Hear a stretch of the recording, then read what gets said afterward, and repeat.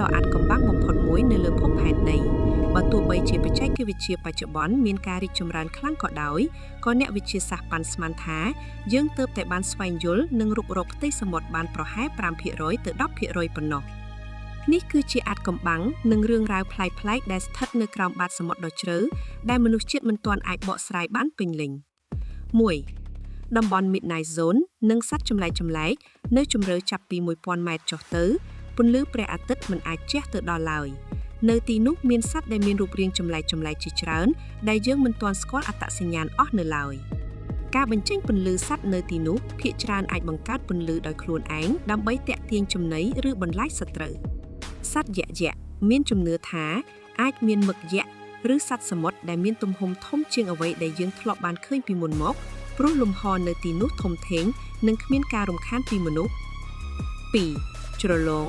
Mariana Trench ចំណុចដែលជ្រៅបំផុតមានជម្រៅជិត 11,000 ម៉ែត្រជ្រៅជាងកម្ពស់ភ្នំ Everest ទៅទៀតសម្ពាធទឹកនៅទីនោះខ្លាំងមហិមាដែលអាចកិនកំទេចនាវាមុជទឹកធម្មតាបានយ៉ាងងាយ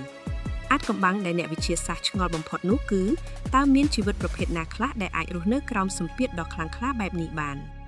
3. សំឡេងចម្លែកពីក្រោមទឹកកាលពីឆ្នាំ 1997 ឧបករណ៍ស្ដាប់សំឡេងក្រោមទឹករបស់អាមេរិកបានថតជាប់សំឡេងដ៏ខ្លាំងមួយដែលមានឈ្មោះថា The Loop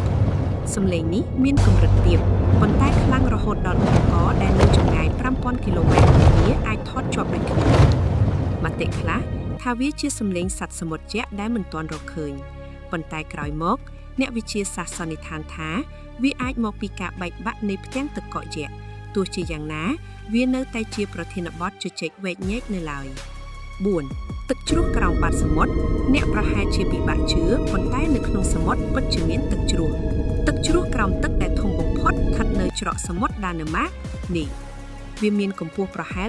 3,500 ម៉ែត្រវាបង្កឡើងដោយសារភាពខុសគ្នានៃសីតុណ្ហភាពនិងកម្រិតអំបិលរវាងទឹកត្រជាក់និងទឹកក្តៅ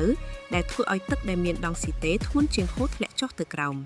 5. កប៉ាល់និងទីក្រុងដែលបាត់ខ្លួនមានកប៉ាល់រាប់លានគ្រឿងដែលបានលិចចុះទៅបាតសមុទ្រហើយក្នុងនោះមានមាសប្រាក់និងវត្ថុបុរាណជាច្រើនដែលរកមិនទាន់ឃើញ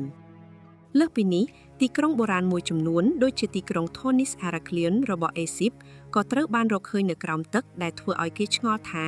តើមានអាណាចក្រប៉ុន្មានទៀតដែលកំពុងដេកលក់ក្រោមបាតសមុទ្រសមុទ្រមិនត្រឹមតែជាប្រភពនៃជីវិតប៉ុណ្ណោះទេប៉ុន្តែវាក៏ជាសារមន្ទីរដ៏ធំបំផុតដែលផ្ទុកនៅអាថ៌កំបាំងនៃប្រវត្តិសាស្ត្រផែនដីផងដែរ